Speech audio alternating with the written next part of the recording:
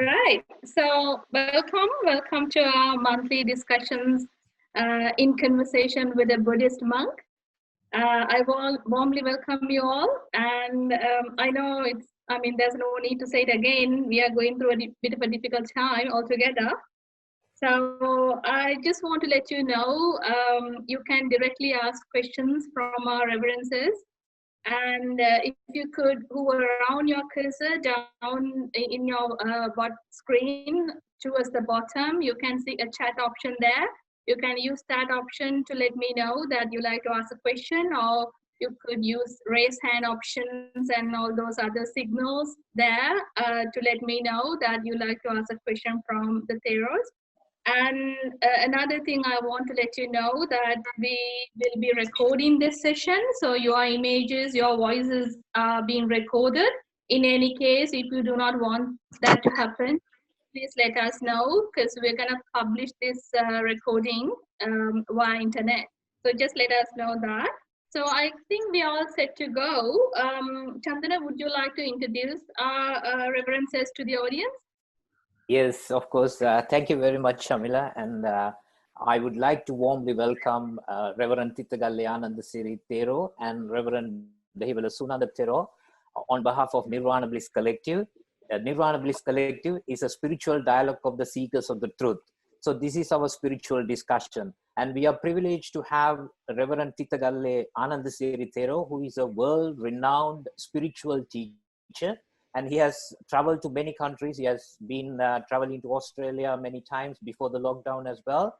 And he has preached and touched many, many people's hearts and provided a lot of wisdomic guidance towards their spiritual practice. And also we have here today with us, Thiththagalle Anandasiri Thero, who is a disciple of Reverend Anandasiri Thero. And in his previous life, he was a renowned lawyer. He is going to translate our discussion to Thero here, Reverend Anandasiri Thero. And Reverend Anandasiri Thero is the chief prelate of the Meditation Center, which is located in the southern province of Sri Lanka. So a warm welcome to everyone on behalf of Nirvana Bliss Collective. And now we are going to start the session. And over to you, Chamila, for the questions. If anyone is interested in asking a question. What's the concept of death, I suppose? You know, I'm only trying to take off over where he left off maybe a bit. But is there reincarnation there or any form of recycled?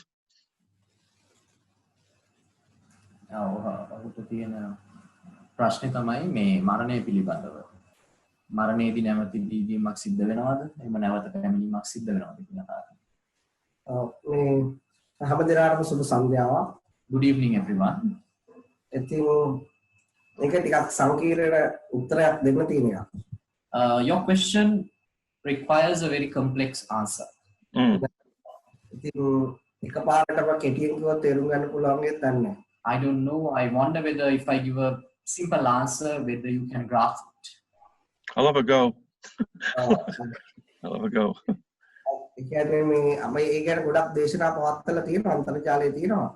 Now, there are a lot of discussions on the internet regarding that. I will tell you something like this. This life is a dream. Do you understand that? Yes.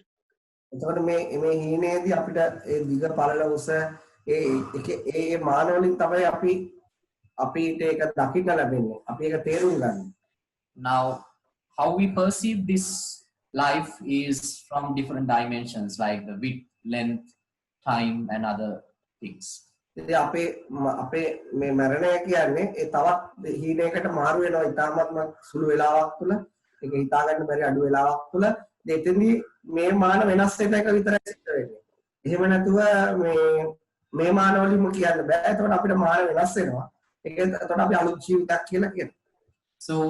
in the moment of death, what happens? There is a subtle and very rapid shift of this dream.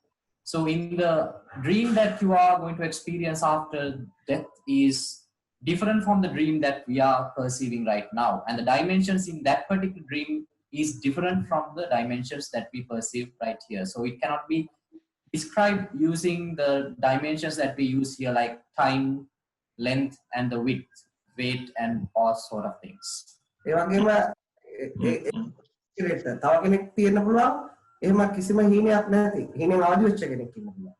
that is for some set of people, but there can be another one, a special one, who has already awakened. For him, he doesn't have a dream as such. So he will not have another life because that will be the end of his existence.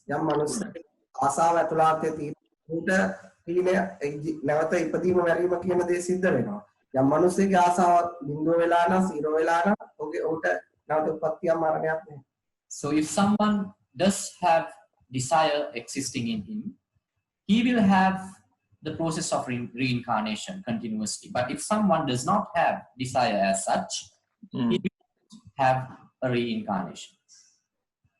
Sorry, it broke up the last bit. Can you say that again? Sorry.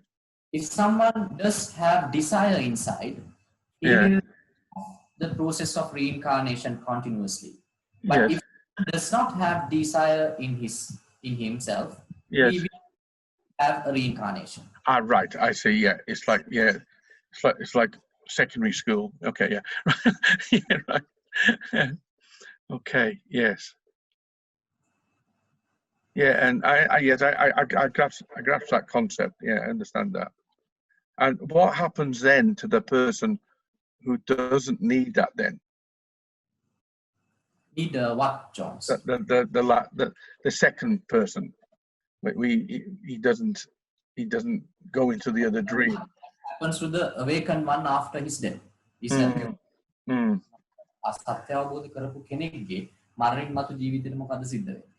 I will give an example for that.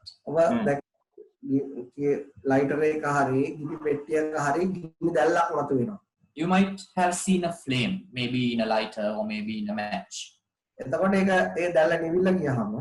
When the flames goes out, what happens to the flame? Does it go somewhere or does it hang around? What happens to it? Can you say it is not there? Or can you say it is somewhere?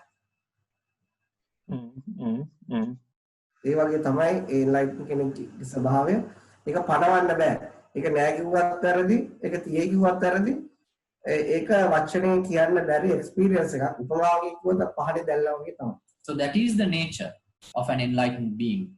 If we say he is there, that is also wrong. If we say he is not there, that will be also wrong. So it can be expressed by word. That is why I use that example of a flame.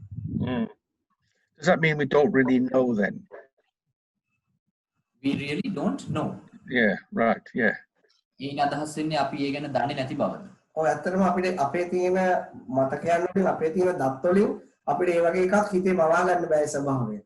Yes, actually, from the data we process and from the data that we have in our memory, imagine, we cannot create an imagination about his existence. It is something beyond creation. It does not belong to the creation. Right, okay, right, okay. Right. So it belongs to itself?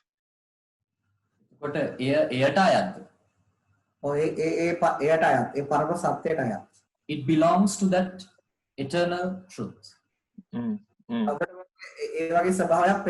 I will show you a nature as such. Don't answer to that.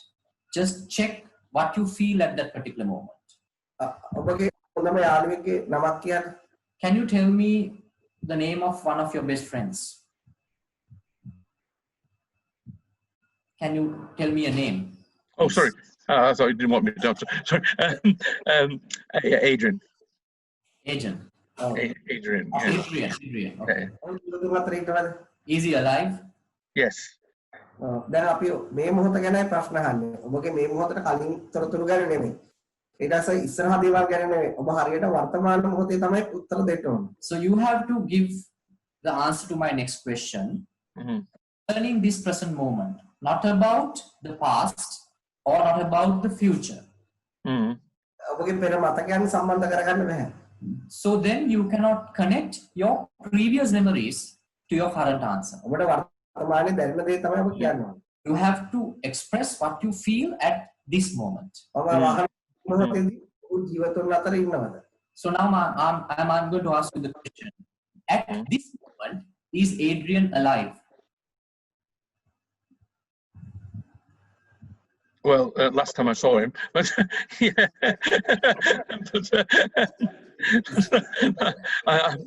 I'm not there at the moment.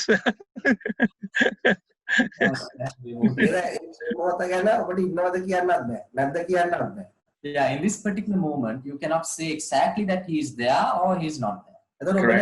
Correct. You feel something, but you don't have words to express it. It is the final existence of a person who has no desire is similar to the feeling that you have in such moments. So the language is primitive and it has no effect to answer certain questions. It is something that you have to experience. It is something that you just felt.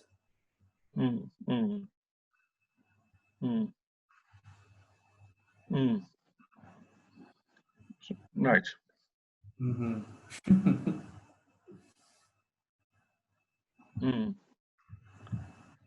I do understand that concept. Yeah, I do. Yeah.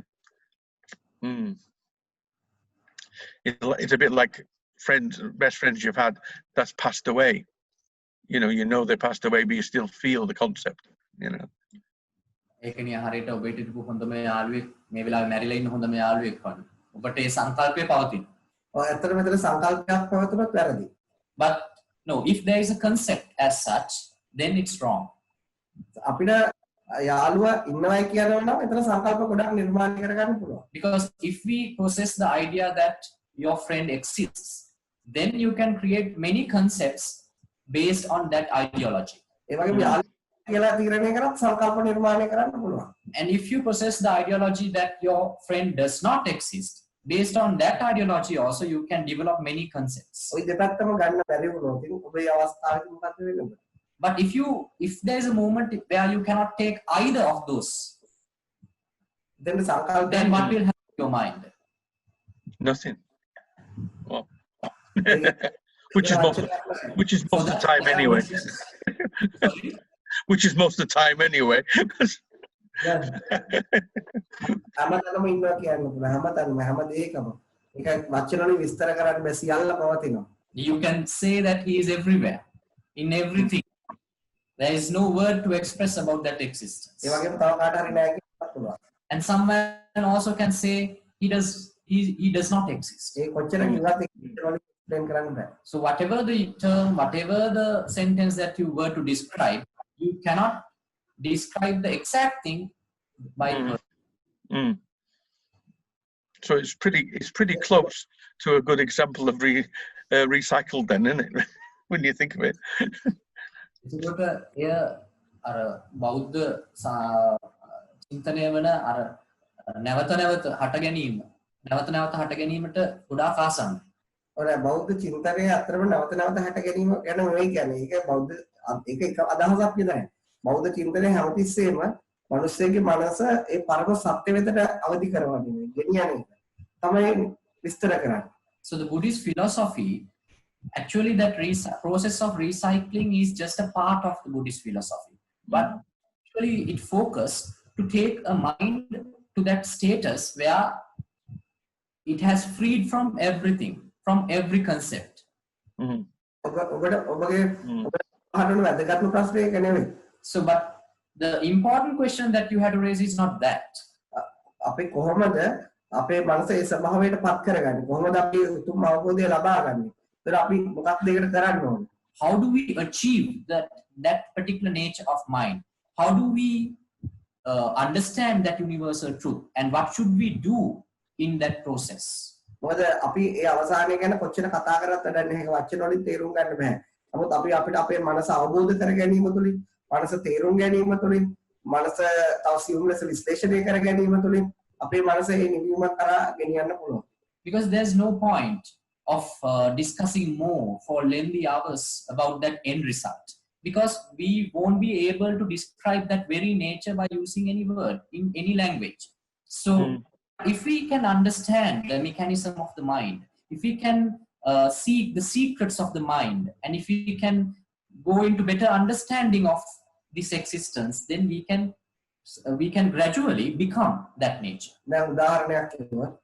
if I give an example ඔබ තරුණ කාලේ කියලා හිතන්න let's take your younger days when you were a youth ඔබ යා hotel එකක රස්සාවකට let's say you go to a hotel for a job එතකොට ඔබ ගිහිල්ලා අයිතිකාරයෙන් අහනවා මේකේ පඩි ලැබෙන්නේ කොහොමද කියලා so then you're questioning the owner of the hotel how do I get my salary එතකොට ඒ වගේම ඔබ අහනවා ඔබට කොච්චර ආදායමක් ලැබෙනවද then you're questioning the income of the owner එතකොට ඔබට මොකද වෙන්නේ then what will happen to you ඔබට ජොබ් එක හම්බ වෙන්නේ නැහැ you will never get that job එතකොට ඔබ ගිහිල්ලා ඔබේ පඩිය හම්බ වෙන කමක් නැහැ ඔබට කරන්න තියෙන වැඩ ටික අහගෙන ඒ ඔබ කාලයක් ඒ තුල රැඳෙන සිටියොත් ඔබටම තේරුම් ගන්න පුළුවන් කොහොමද ඒ අයිතිකාරයා එච්චර මුදලක් ලබා ගන්න කියලා so it is okay to question him about your salary and what you have to do as the job tasks in that particular venture.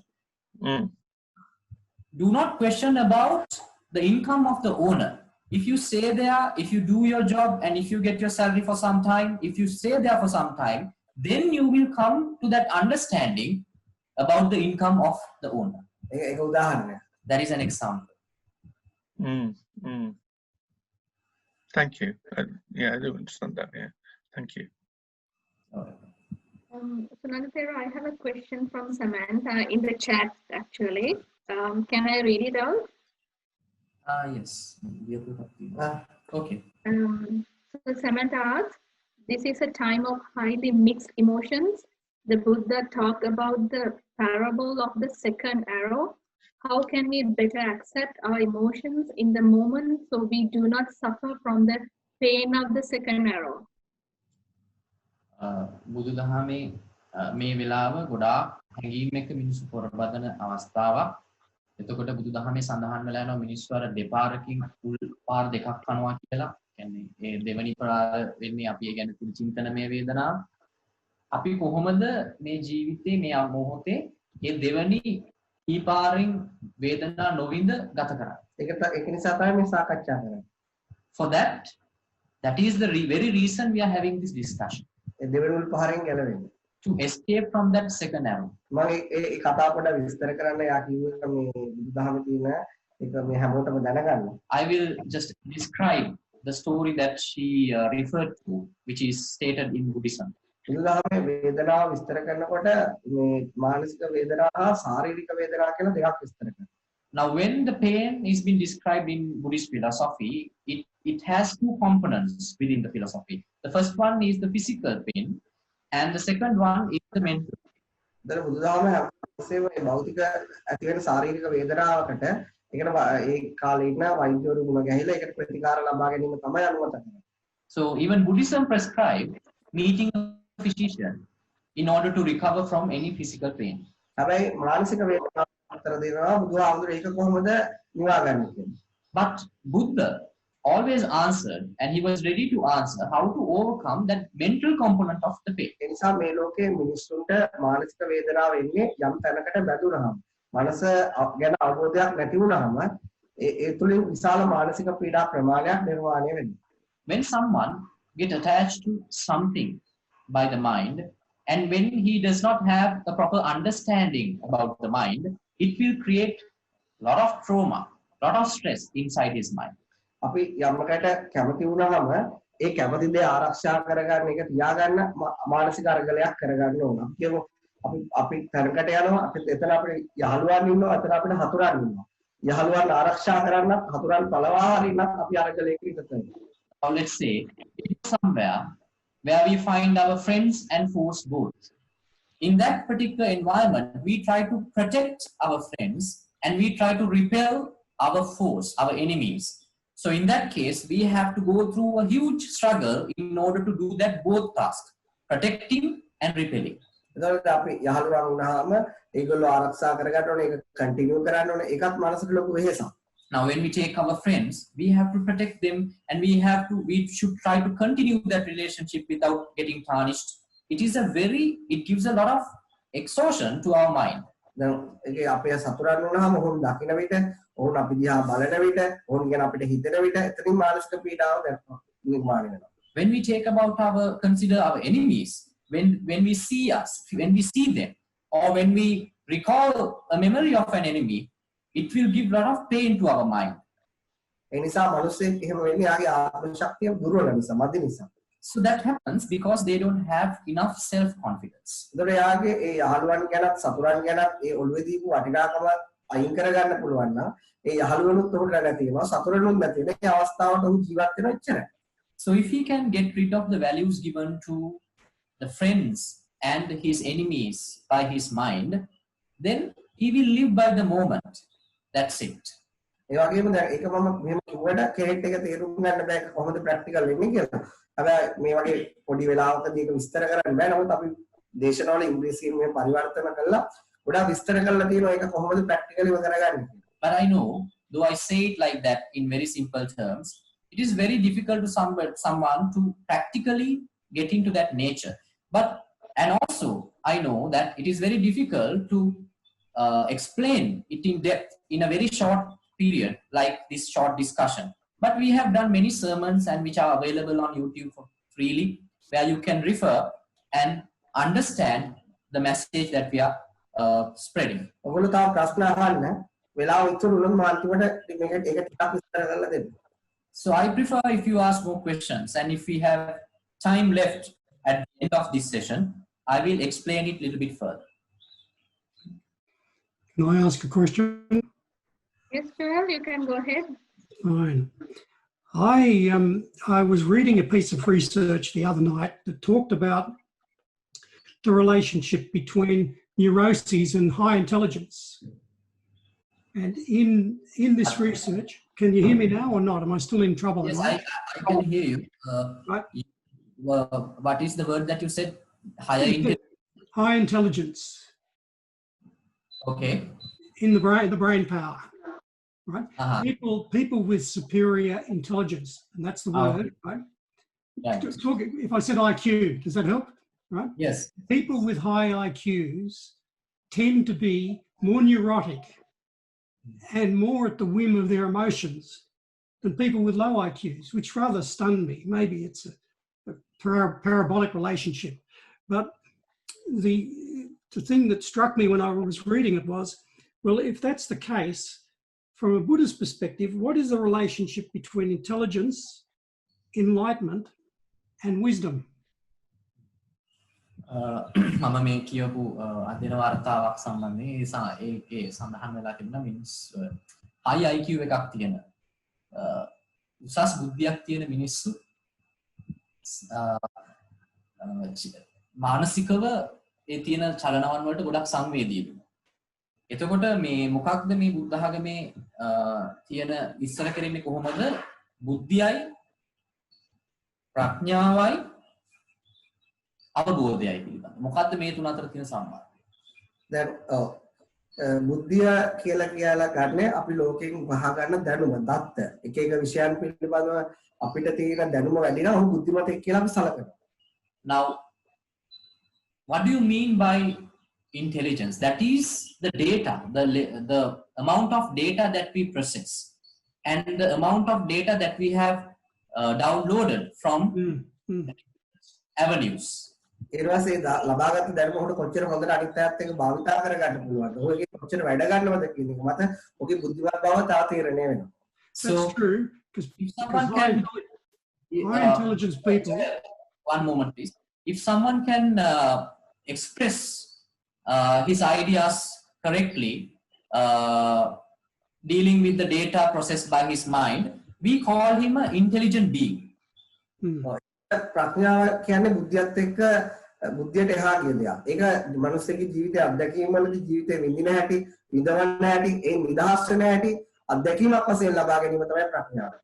Wisdom is something beyond that intelligence. It is something which comes with the experiences in our life, where we, through our experiences, we get an idea about the pleasure of life and also the pain of life. And with the understanding of both pain and pleasure by experience, we seek for a relief. We seek for liberation. That is wisdom. Then I will tell you about enlightenment. Now I have a tissue in my hand. Now,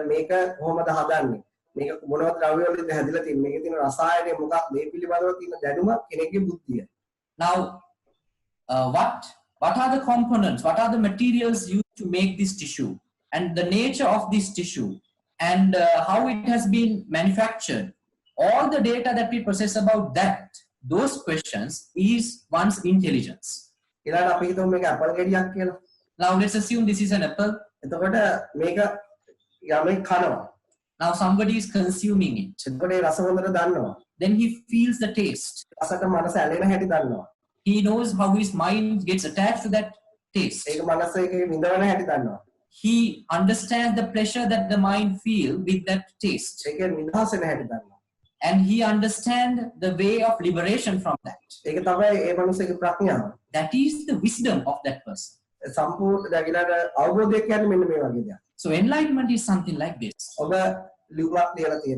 You write a letter and you read it and then you burn it.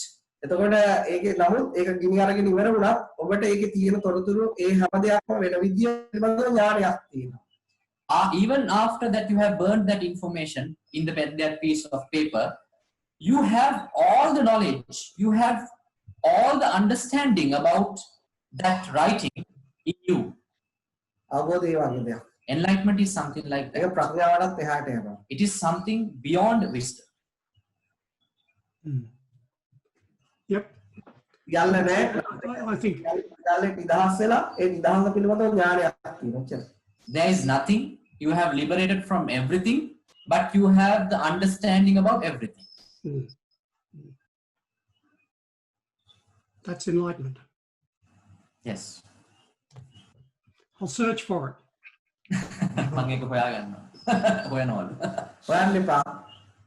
Don't search. So how do I find it? You have to find it by not searching it. Right. So does that mean it comes with age? Sorry? Does it come with age or experience, just experience? ඒක වයසට වඩා වයසට බලපානවා. නමුත් අත්දැකීම් ගොඩක්ම බලපානවා. ගොඩක් මිනිසුන්ගේ අත්දැකීම් තමයි එයාව අවබෝධය කරා අරගෙන යන්නේ. More than the age also matters, but with more than that, your experience matters a lot. Your experiences will take you to that. If I give an example, you might have mastered about the ocean. You might have a lot of information about the weather. You might have a lot of knowledge about ships.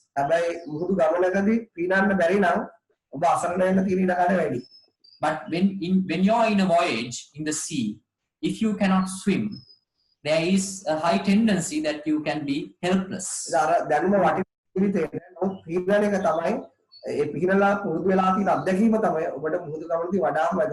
So informations are valuable to you, but experience that you have about swimming is the most important thing to save your life in a sea voyage.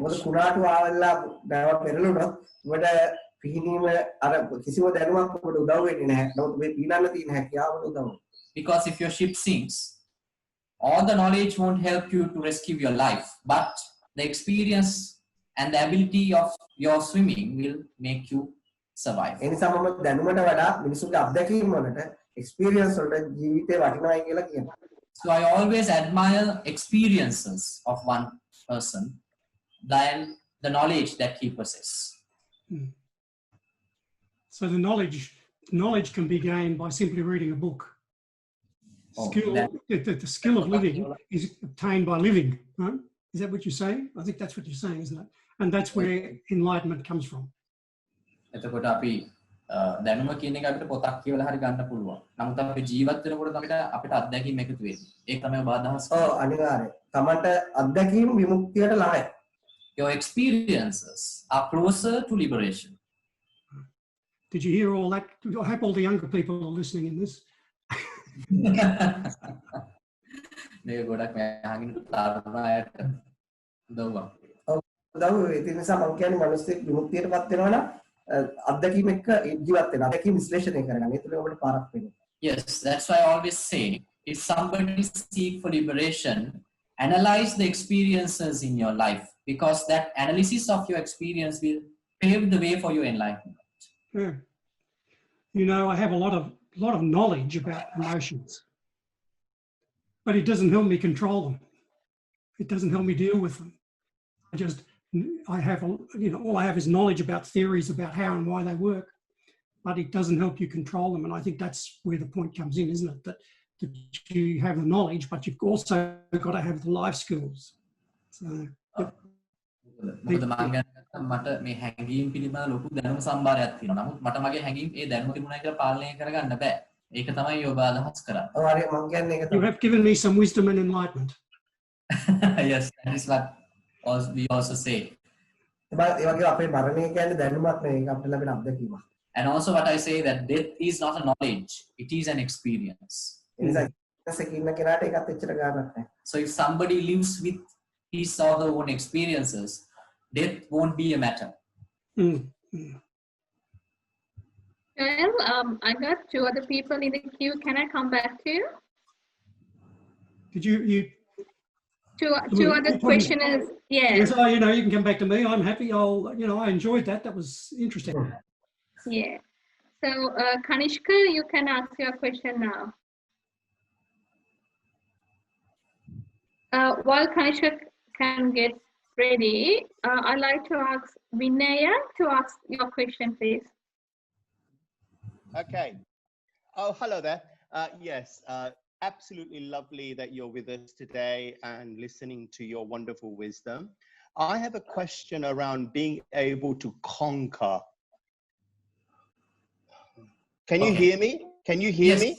Yes, I need your help with how does one conquer anger, especially when someone very close to you has done tremendous harm, like infidelity, like child abduction, like wanting money and showing utmost cruelty after you think you know this person for 18 years, right?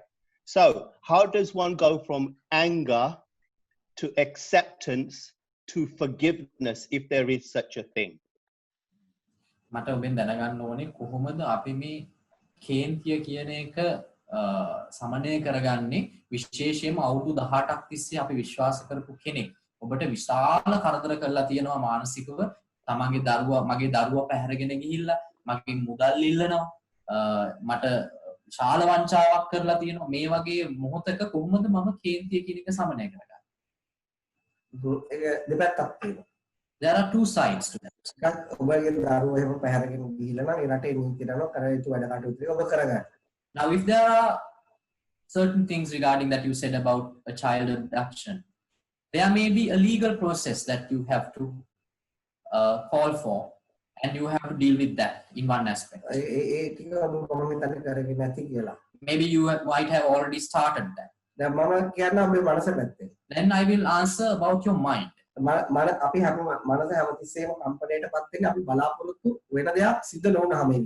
Now always our mind will be triggered when something goes against our expectation. And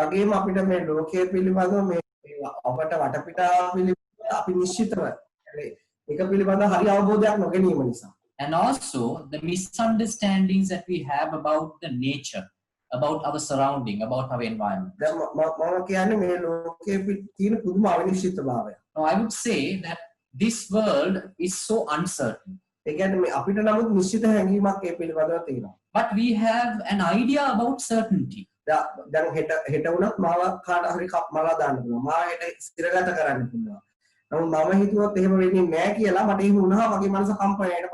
Now, even tomorrow, someone can just kill me or someone can imprison me. But if we have a certain idea that some sort of such thing would happen to me, it can trigger my mind. This entire earth is in a great uncertainty. Now, under this earth, on the top soil, you find groundwater.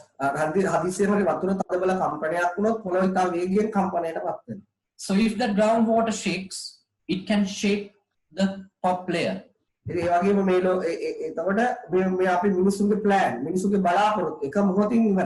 So in such a moment, all the plans that we have, all the expectations that we have about life will destroy in a second. But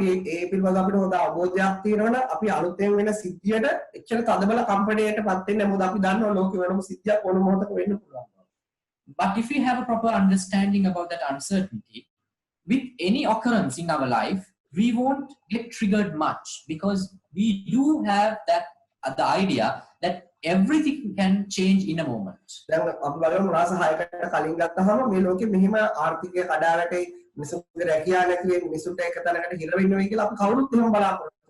Now take this nature.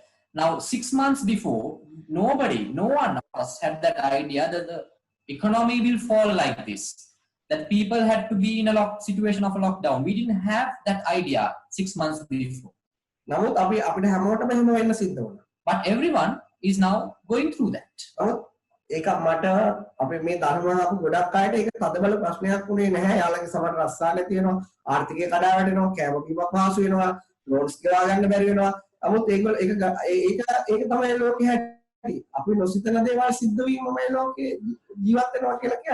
it's not a problem to me, and it was not a problem who was with this dharma, because they know that that is the nature. They have lost their jobs, they could not be able to pay their debts, and they were under a lot of difficulties, but they were not upset much because that is the nature. The uncertainty is the nature.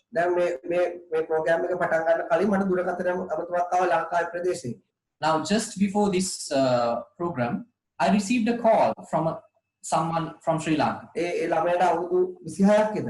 That boy is about 26 years old. Now, his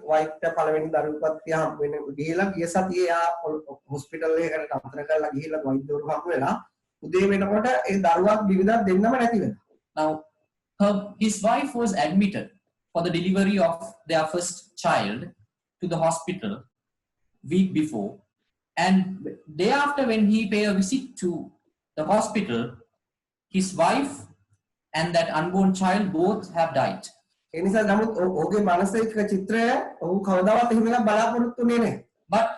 the imagination that he had about his life, he never dreamt of a picture about such thing.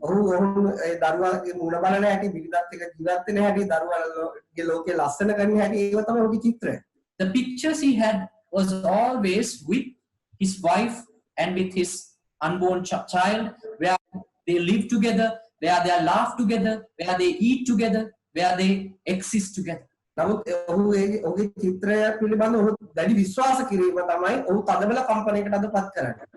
He had a great certainty about the creation of his mind, about his life in future with his family. That very certainty that he possessed by his mind is the reason for the trigger of his mind at this moment.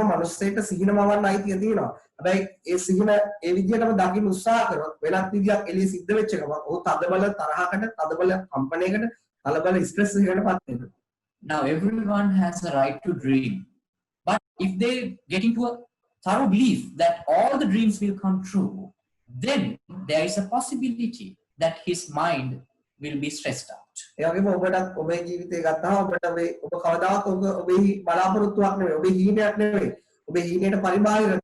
ඉතින් ඔබේ හීන වලට බැඳලා තියෙන නිසා ඔබේ සිත් එකපාරට තේරුම් ගන්න අවබෝධ කරගන්න යන්නේ නැහැ. ඔබේ හිතේ ස්ට්‍රෙස් එක එනවා. Now, if we take your condition, this may be not in your dream ever. You might never had a dream about a life like this, a situation like this. But you had a preoccupied dream of otherwise, something different. Since you were too much attached to that dream, it will give you more pain in a situation like this. Now you have learned a good lesson in your life. Now you can try to sort out all your family problems in a better way.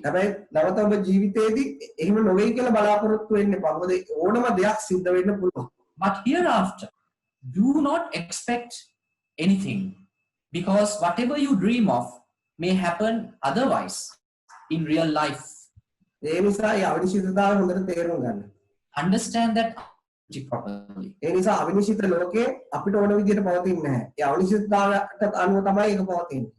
Now in this world which is uncertain, it will never last according to our wish of certainty.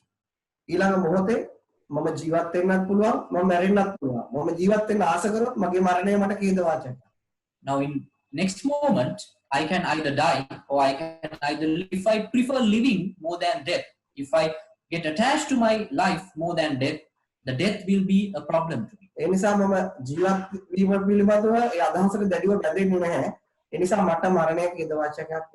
So I do not get much attached to the ideology of living, so death won't be a problem to me. But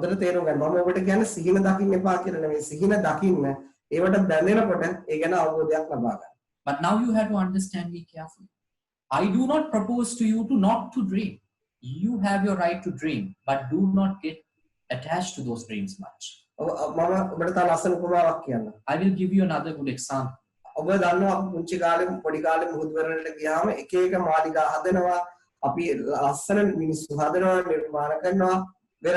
Now, as kids, when we go to the beach, we make sand castles. We make different images using the sand in the seashore.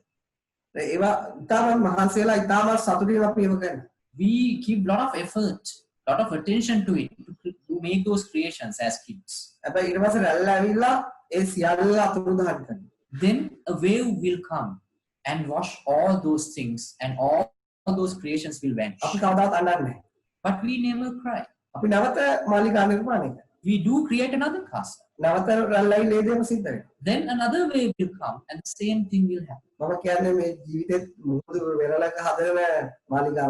So what I say is our life is also a sand castle created on a seashore.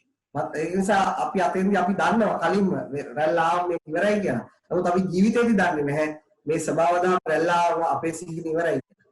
when we are at the beach, we know that the next wave can wash away all our creations on the seashore.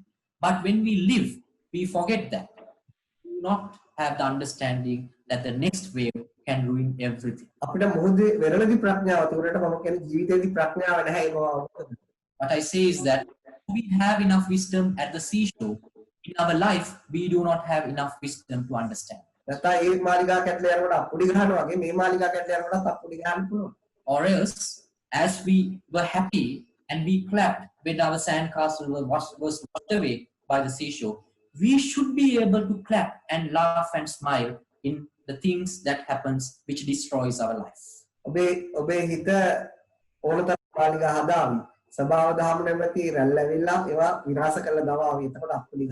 So your mind will create a lot of castles, but the nature will bring a wave to wash away all those creations.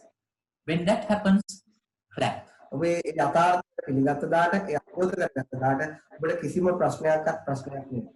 you accept that reality, when you understand that reality, whatever happens in your life won't be a problem to you. I believe that you would be able to do that. But do not rush to be in that. It will happen gradually. Believe my words. Thank you. Thank you so much. Thank you so much. Truly appreciate. You're welcome. Kanishkar, it's your turn now. So I have a question about sense restraint, Indri Sangha. Sometimes when we start Dhamma practice, we can be a bit too much in a hurry and like a bit too serious sometimes. I have that problem personally. So sometimes you try to be, I mean, living in the lay life, you try to be too strict, like not have too much sensual pleasure. And if you make a mistake, then you sort of blame yourself about it too much, and because you try to live according to Dhamma. Even I remember there was one experience when I was meditating. I do Chitta Anupassana most of the time, almost, but not knowing that I was doing it, because in Chitta Anupassana you're not supposed to get involved with the feelings, but I was unknowingly getting involved and pushing away the unpleasant feelings and sort of entertaining the wholesome ones. And after a while, I had so much tension that I had to actually stop the meditation. And then I was lost, like, what am I going to do? And the only thing I found that worked was metta. I did a bit of metta meditation because I was hurting myself at that moment. So when I used metta, I sort of understood that, look, I need to be patient with my progress, and sometimes I'll do mistake even during meditation, and in that way I sort of could restrain my senses gently instead of being forceful. So this is the way I know to restrain my senses in general life as well. I use metta. What do you have to say about that, Bhante, or is there any other suggestions that you can give me about sense restraint? Thank you.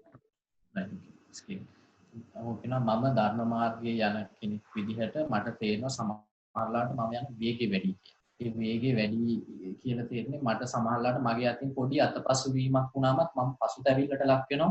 මම මේ ධර්මයේ වඩන කෙනෙක් ඇයි මගේ අතින් මේ දේවල් සිද්ධ වුනේ කියලා. එතකොට මම දැන් මම විපස්සනා භාවනාවේ දෙනවා. විපස්සනා භාවනාවේ දෙනකොට මම දන්නවා අපි මතුවෙන හැඟීම් එක්ක අපි සම්බන්ධ වෙ යුතු නැහැ, ඉන්වෝල්ව් වෙ යුතු නැහැ කියලා. ඒවා බැඳිය යුතු නැහැ කියලා. නමුත් මටම තේරෙනවා ඊට පස්සේ මම සමහර හැඟීම් මගේ මනසින් ප්‍රතික්ෂේප කරනවා. ඒ ප්‍රතික්ෂේප කරනකොට ඒව ප්‍රතික්ෂේප කරගන්න බැරි වෙනකොට මාව පීඩණයට ලක් වෙනවා. ඊට පස්සේ මට හරිම අමාරු වුණා විපස්සනා වඩන්න. ඊට පස්සේ මම මොකද කරේ? මේ පීඩණය දරා ගන්නත් එක්කම මෛත්‍රී භාවනාව කරන්න ගත්තා. මේ මෛත්‍රී භාවනාව කරගෙන තමයි මම දැන් යන්නේ මේ තියෙන පීඩණය ටික ටික සමනය කරගන්න. ඔබ මොකක්ද හිතන්නේ මට දෙන්න පුළුවන් උපදෙස් මොකක්ද? මම කියන්නේ ඔබ ආධ්‍යාත්මික මාර්ගය කියලා තව ලෞකික මාර්ගයක් අඩනවා කියනවා. What I say is that thinking that going through a spiritual path, I say you are still going on a worldly path. මොකද ලෞකික මාර්ගය කරන්න දේවල් තියෙනවා. ආධ්‍යාත්මික මාර්ගය කරන්න දේවල් නැහැ. ඒක තේරුම් ගන්න විතරයි. Because if there is something to be done, you find those kind of things only in a worldly path. But in a spiritual path, there is nothing to be done. I can remember that you questioned me about Maitri meditation, Metta meditation. Then I explained you about Vipassana and Samatha.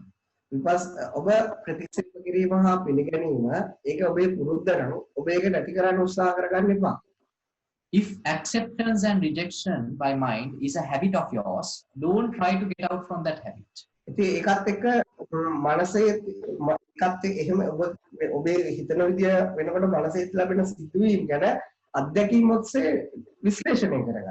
Try to analyze what happens when you do that habitually in your mind. That your habit of acceptance and rejection, in that particular moment, analyze the nature of your mind. Now,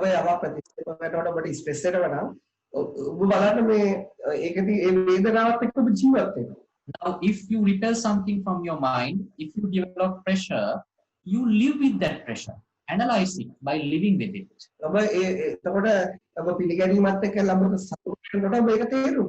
When you accept certain emotions by your mind and when you feel happy about it, be with that happiness. Analyze it.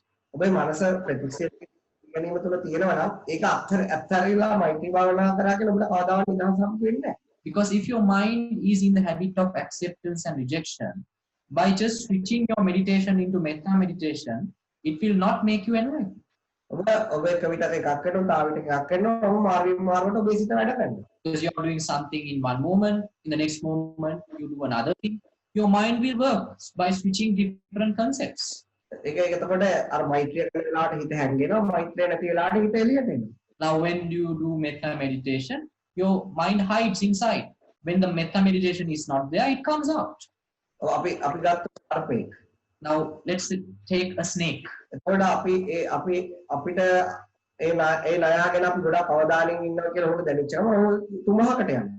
Now, if a snake feels that it has been observed by somebody, it will always try to crawl into a den or something. So the thing that I propose to you is this. So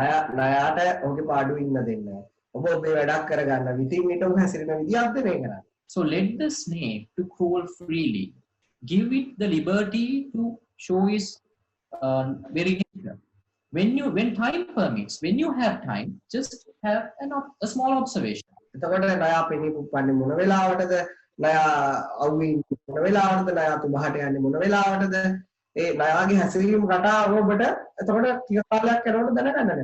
So then after some time, you will have the proper understanding in which moment the snake will hiss, in which moment it will come to have a sunbath, and in which moment it will go back to its house. You will have all those understandings. It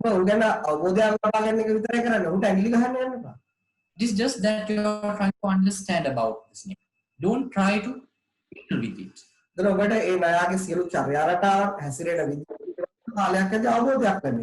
So then after some time, you will have an idea about the activity of the snake. So I take that example to your mind. So when you deal with the mind, do not give a lot of focus to it.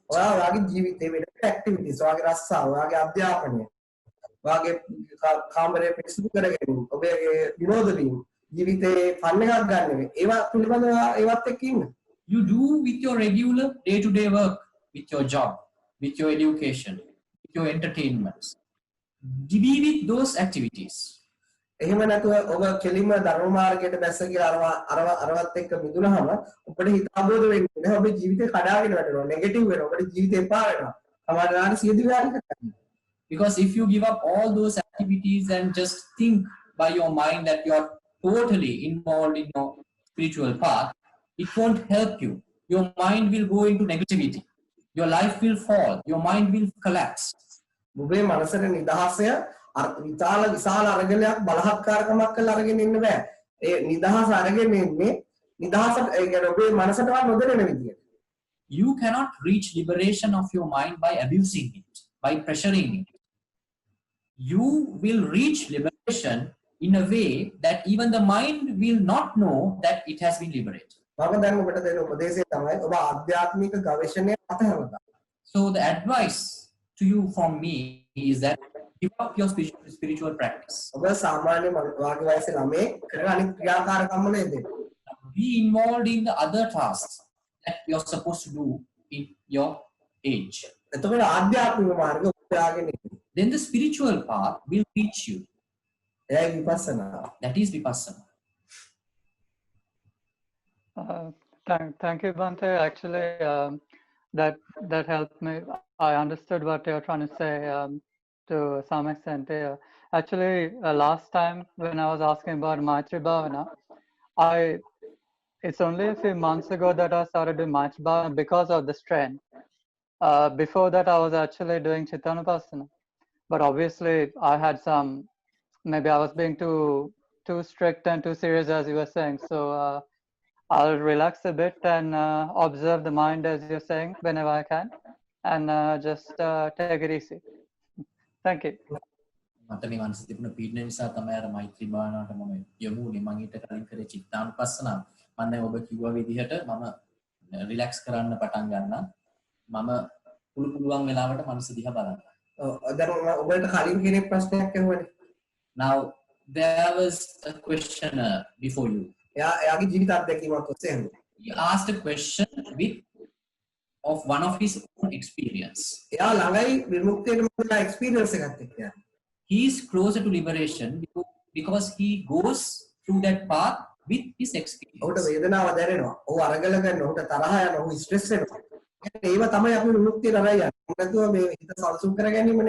Because he feels pain, he has anger, he is struggling with his mind. All those things will help him to be liberated. Not the calming of the mind will not help you to be liberated.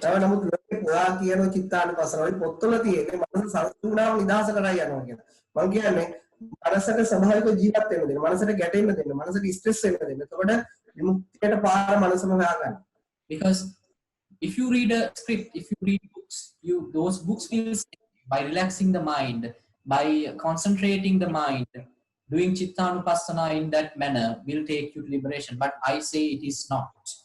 If you be with pain, if you struggle with your mind, and if you let the mind to be in those natures, your mind itself will find its own path to liberation. Don't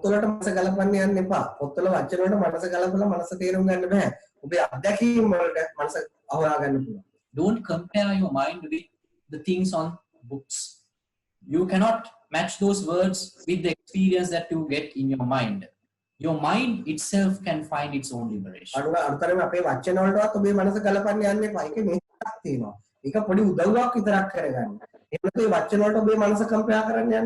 Even do not compare your mind with the words that we utter.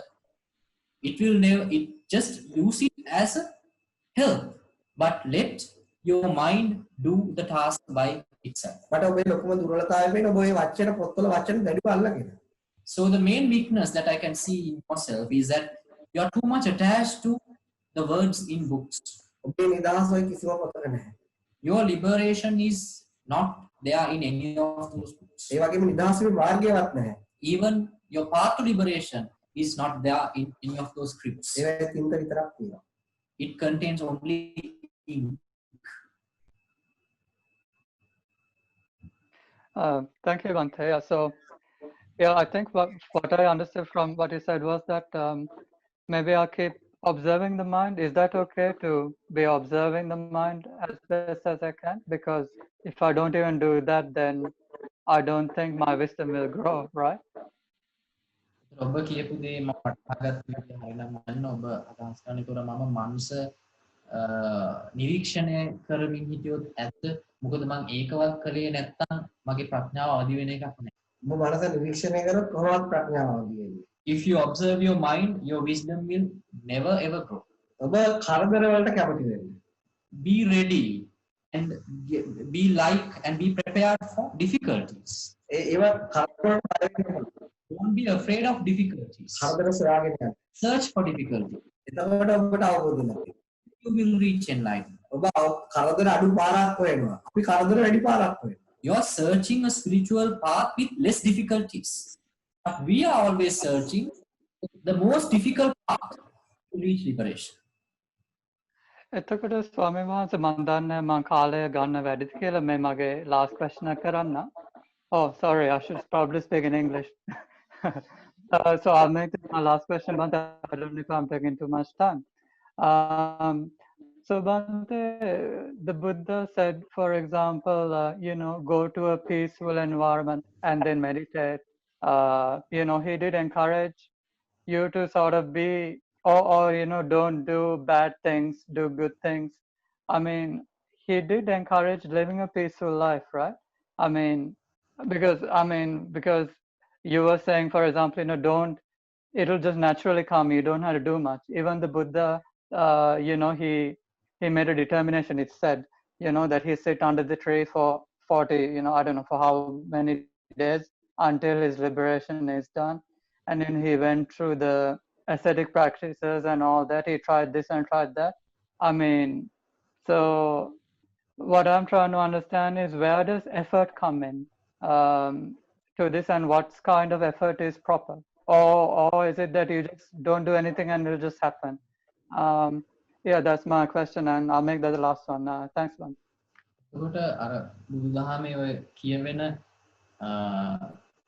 සූත්‍රවල කියවෙන්නේ ඇයි අර සාමකාමී පරිසරයක් ආරණ්‍යයක් වගේ දෙයක් හොයාගෙන යන්න කියලා. එතකොට ඇයි මනස සාමකාමී කරගන්න කියලා උපදෙස් කියලා තියෙන්නේ.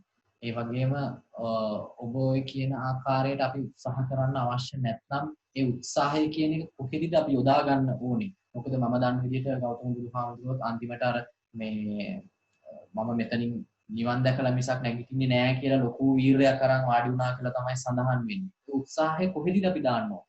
උත්සාහය දාන්න මේ කියන වචන හොඳට තේරුම් ගන්න. You have to give effort to understand these words. මේ මොහොතේ. In this moment. මේ මොහොතේ පස්සේ නෙමෙයි. Not after this. ඒක මේ කියන වචන හරියට තේරුම් ගන්න උත්සාහ කළ. You have to give effort to understand these words. ඔබ නිදහස් වීම සඳහා උත්සාහ නොකළ යුතුයි. You should not give effort to be liberated. මේ වචන තේරුණා කොහොමද නිදහස ඔබ හොයාගෙන එනවා. Because once when you understand these words, the liberation will come to you. ඒක තමයි උත්සාහය කරන්නේ. That is the way you have to put effort. ඊළඟට ඔබ උත්සාහ කළ යුතුයි ඔබේ ජීවිතය සාර්ථක කරගන්න. Then you have to give effort, put effort to make your life successful. හොඳට සමත් කරන්න අනිත් අයට පරිත්‍යාග කරන්න ඊළඟට ඔබේ යුතුයකම් කරන්න ඔබ උත්සාහ කළ යුතුයි. To do your job, do your education, you have to give effort to do all those worldly things. එහෙම නැත්නම් ඔබ කෙලින්ම මහාන වෙන්න උත්සාහ කරන්න. Or if not, you give your effort to become a monk. ඒක බැරි නම් කරන්න. If you can't do that, do the other stuff. ඒක කරන දේ හරියට කරන්න උත්සාහ කරන්න. Do whatever you do correctly. ඊළඟ කාරණාව තමයි බුදුහාමුදුරන්ගේ ගැන එතකොට ඔය අපි කොච්චර භාවනා රිට්‍රීට් වලට ගියත් ගෞතම බුදුහාමුදුරුවෝ කිසිම භාවනා රිට්‍රීට් එකක් තියුවා කියලා සූත්‍ර පොත්වල සඳහන් වෙන්නේ නැහැ. Now none of the books, Buddhist scripts say that Gautam Buddha has ever done a meditation retreat. බුද්ධ සාකච්ඡා කරා කියලා සඳහන් වෙනවා. But it always says that he was in a discussion. දේශනා කරා කියලා සඳහන් වෙනවා. He did sermons. ඔය අම්දිසේ අවුරුදු 6ක් මම සත්‍ය හේවුවා. ඒ විදිහට මම භාවනා කරා, යෝග කරා, නොකා හිටියා. ඒ කිසිවක් මගේ විමුක්තියට උදව් වෙන්නේ. And he reiterated the fact that he meditated for 6 years. He was going through fasting and he did yoga. But none of those things helped him to be liberated. Then he found a new thing. And he discussed it with his followers and made them to understand.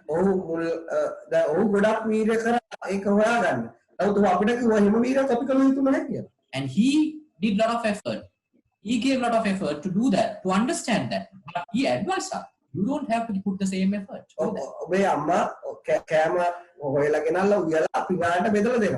ඔබ ගිහින් ඉවර වෙලා රස්සාවක් කරලා කෑම හොයාගෙන බඩගින්න ඇවිල්ලා අයිත් යාගෙන කනවා නම් අර ඉතින් ඔබ කොච්චර මොකද? Now when your mother served a meal prepared by giving all the effort by herself, by shopping and by purchasing goods, and she prepares a good meal and offer to you, but you reject it and you do a job and you purchase things and you cook for yourself and you are trying to eat it. How useless that is. අපි වෙලා තියෙනවා. අපි කෑම බෙදලා තියෙනවා. ඔබට කන්න විතරයි තියෙන්නේ. ඔබ වෙන හැටි අහන්න එපා. කෑම බෙදලා හැටි අහන්න එපා. බඩගින්න කන්න. We have cooked it. We have prepared it. We have served it. Do not question us on cooking, on serving. If you're hungry, just eat it. ඔබ කෑම දුන්නාම එහෙම කන්න නැතුව අයි ඔබ පොතේ තියෙන කෑම රෙසිපීස් අහනවා. ඉතින් ඒවා උත්තර දෙන්න වෙලා නැහැ. මොකද කෑම උයලා බෙදලා ගෙනත් තියෙනවා. When you have offered you a meal, you're asking about the recipe. We don't have time to answer those kind of questions because the meal has already prepared.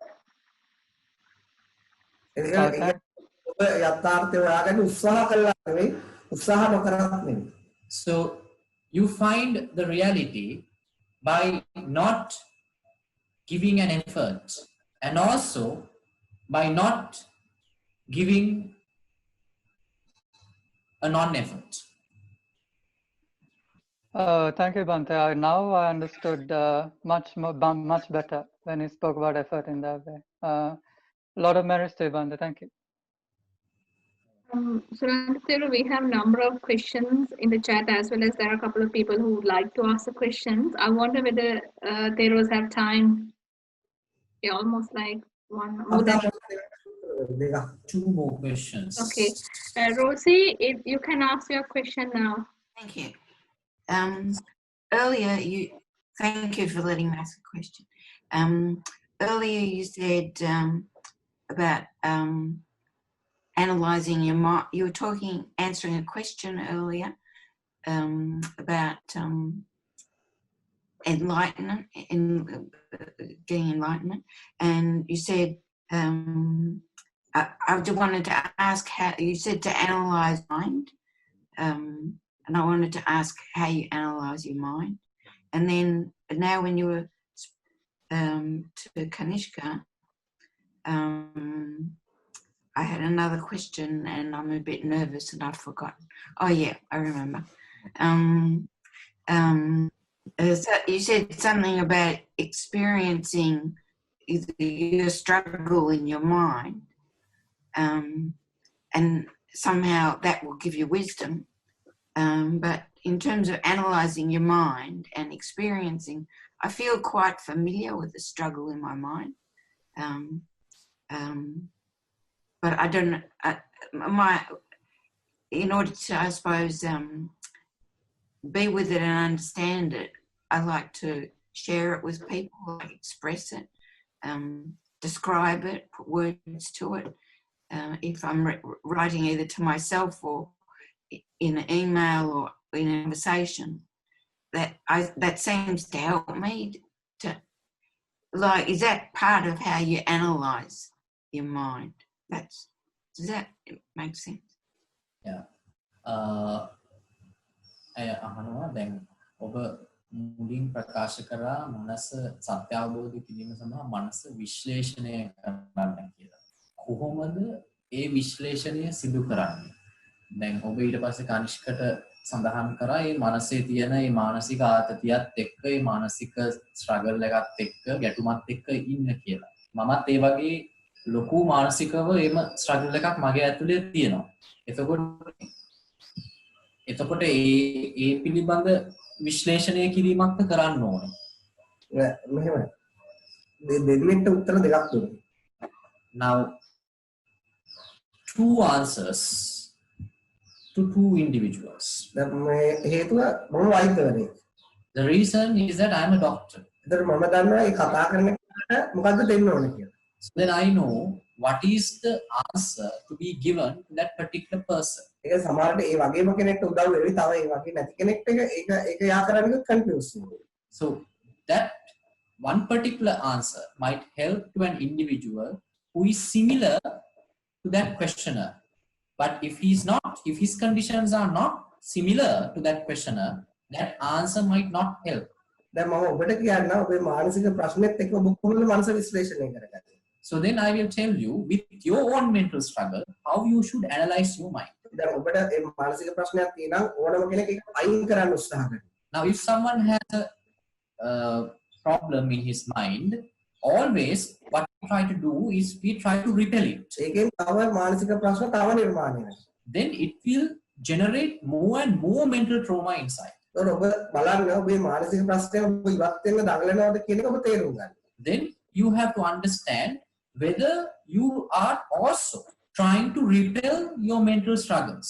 ඊට පස්සේ ඔබ ඒ මානසික කම්පන උපදින හැටි තේරුම් ගන්න. Then you have to understand when you try to repel mental struggles from your mind. What is repel? Repel means that you are going to get away. You always want to get out from struggles, right? Then you have to understand if your mind is trying to get out from mental struggles, how it creates more and more tension, pressure inside. So ඔබට තේරෙවි මේ ප්‍රශ්නයක් අයින් කරන්න යාම තුල කොච්චර අසහනයටපත් වෙනවද කියලා. එතකොට ඔබේ මනස ඒක අවබෝධ කරගත්තාම ඒ අයින් කරන්න දඟලන එකකින් ඉවත් වෙනවා. So then you will understand how much of pressure that the mind will develop extra by trying to repel already existing mental struggles. When you have that understanding about the pressure developed by trying to repel mental struggles, your mind itself will get away from trying to repel mental struggles.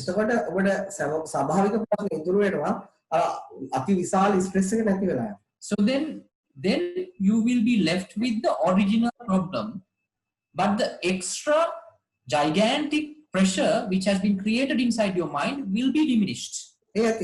That's enough.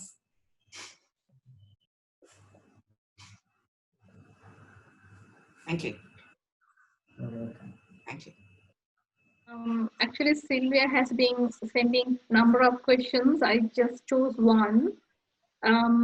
Is fear also like a snake to be observed, how it comes out of its hiding and goes back?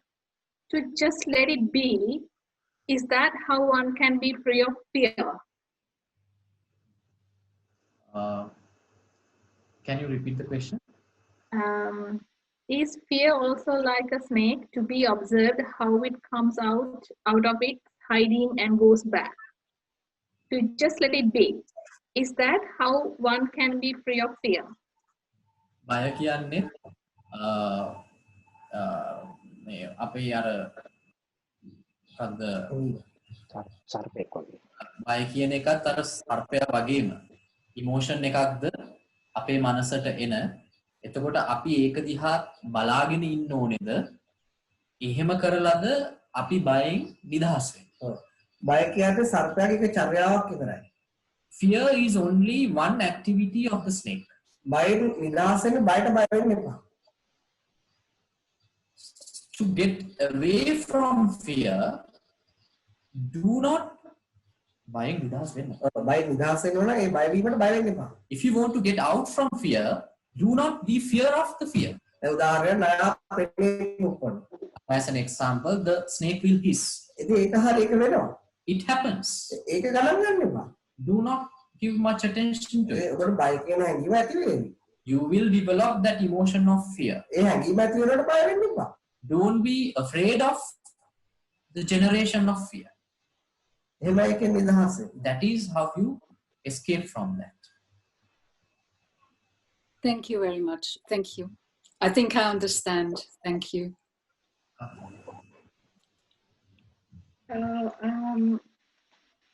Dr. Chandana, would you like to sum up the session?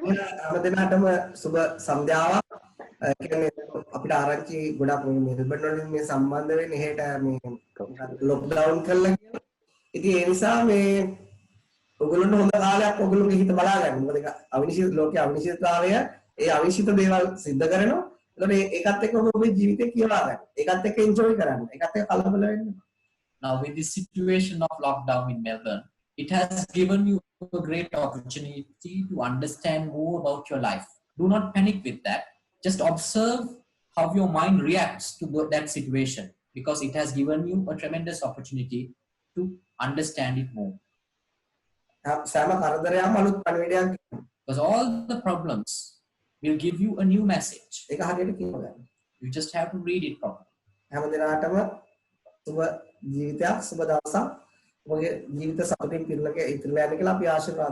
So I wish you a good day, and I bless you all to have a blissful life. All right. We have had a wonderful session today, and I would like to thank Venerable Thiththagalle Anandasiri Thero, who is the Chief Prelate of Medbo Sevana Meditation Center, Southern Province of Sri Lanka.